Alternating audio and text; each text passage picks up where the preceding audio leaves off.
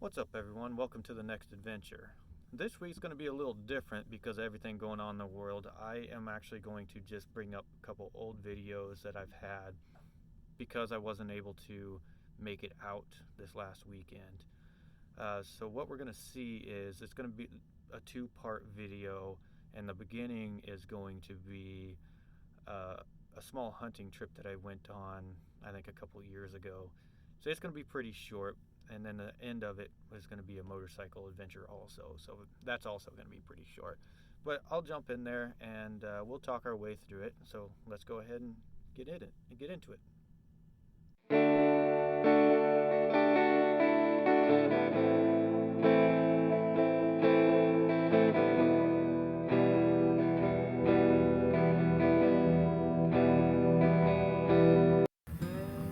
Hey everyone, as you can see here, I'm out in the forest. This was up in the Colville National Forest, a hunting spot that I've been to a couple times. As you can see, there's a bull elk here. This is kind of an interesting story. So I went hunting in the morning and I was just decided to sit by this little, as you can tell, I'm scared. And I was sitting by this little lake or little pond, and just crashing through the trees came this bull elk and this female also. Scared me. I put my bow down, pulled my sidearm, and ran behind this tree. At one point, it came within 10 yards of me. Here you can see it just walking around. And it did this for quite a while. Just circled it. The female was in the water playing, and he just circled around the entire time while I'm up there shaking. So I managed to make it back, and I just made a bunch of racket, and they ran off eventually. Here you can see this is where I set up the tree stand. So I carried all this stuff. It was about a quarter-mile hike. Carried all this stuff back here, and my idea was to put the tree stand up this tree.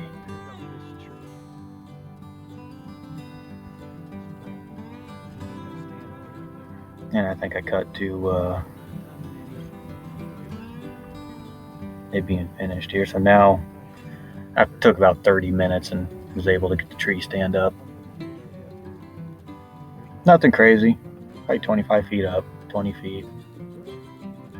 Still nerve-wracking. I did harness up every time I went up that thing because I was sitting in there for hours. I didn't want to fall out.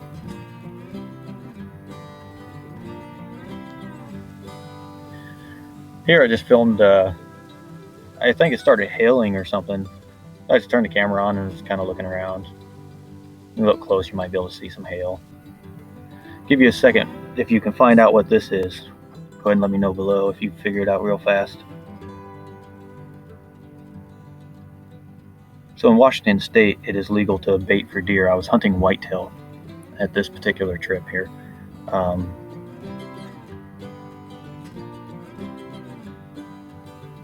Yeah, it's a black bear. So this black bear decided to come out every evening, pretty close to every evening while I was sitting up there. And he drove me crazy. You can probably hear me or see if I wiggle the camera around a lot. It's because I'm trying to get the bear to go away. I'm sitting there telling the bear, hey, go away, bear. But I had a pile of corn there that he really liked. So he would just keep coming back. I'd scare him off and he'd come back, scare him off, come back. And I'd wait till dark and I'd hike out of there and really was never worried about the bear. Unfortunately, I think he probably scared all the deer off.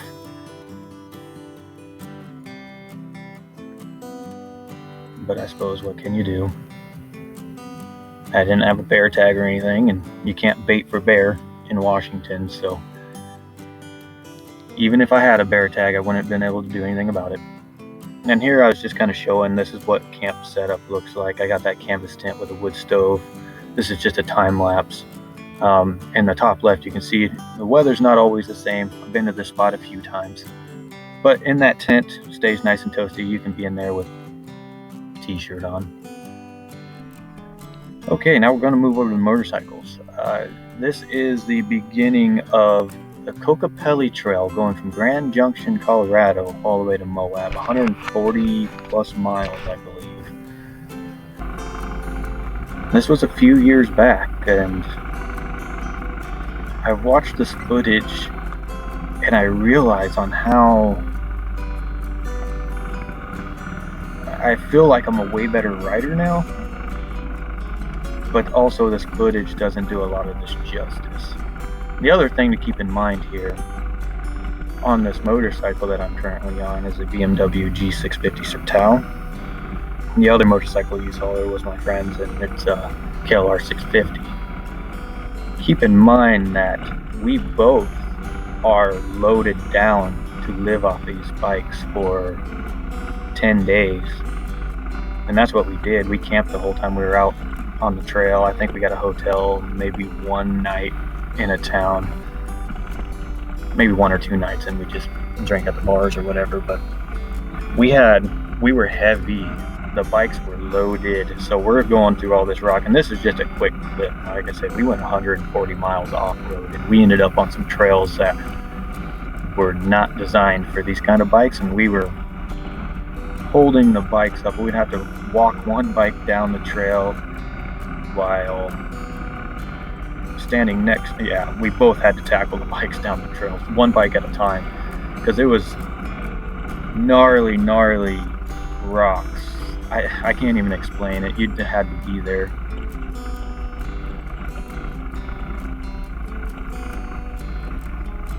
But it's interesting for me to look back at this, because I feel like now that I'm more of an experienced rider, a lot of these rocks and stuff I slow down for, I don't know if I would do that anymore.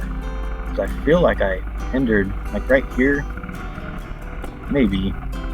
I don't know, the camera doesn't really show it very well, I suppose.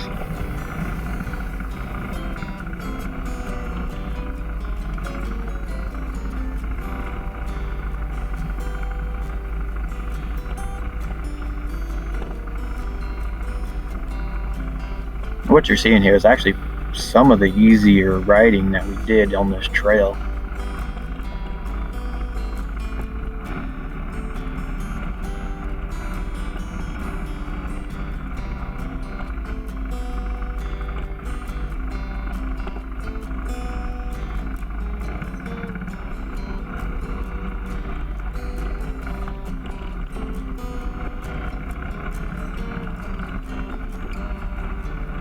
For some reason or another, I love the desert.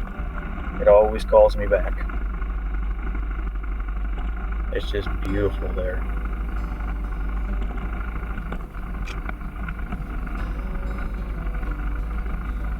You can see those other tracks there on the ground. Some of those are motorcycle tracks, but it was surprising because when you get way out there, you'll see people on pedal bikes in the middle of nowhere. I suppose why not? It's quite the adventure.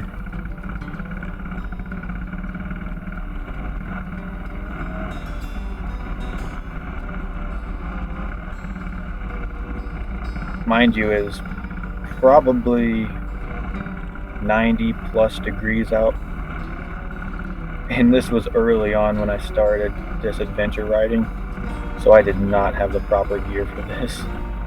I had probably just super heavy gear, hot, no mesh, no riding boots, just work boots. I've learned a lot since then.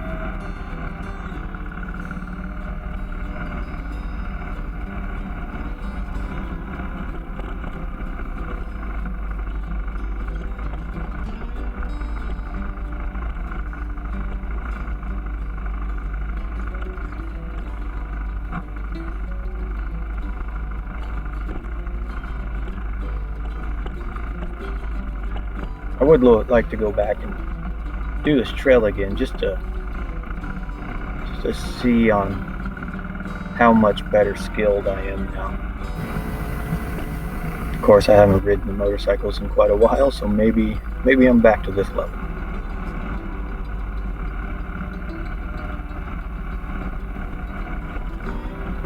This is a 400-pound motorcycle, unloaded.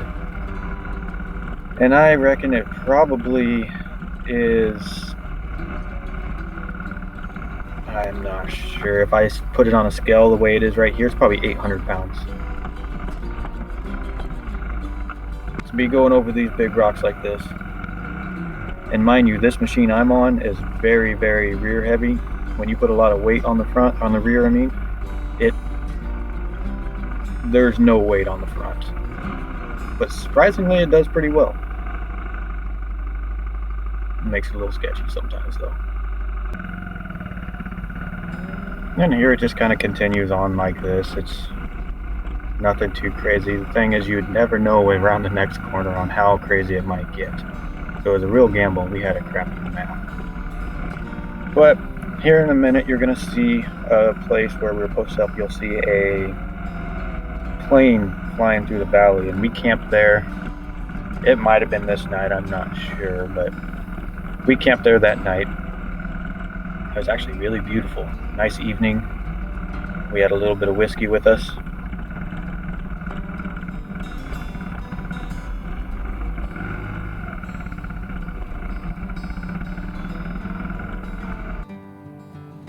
Yeah, there's a plane. And I just want to say thanks again for watching. Thanks again for sticking with me, and on to the next adventure. Be safe out there, everyone.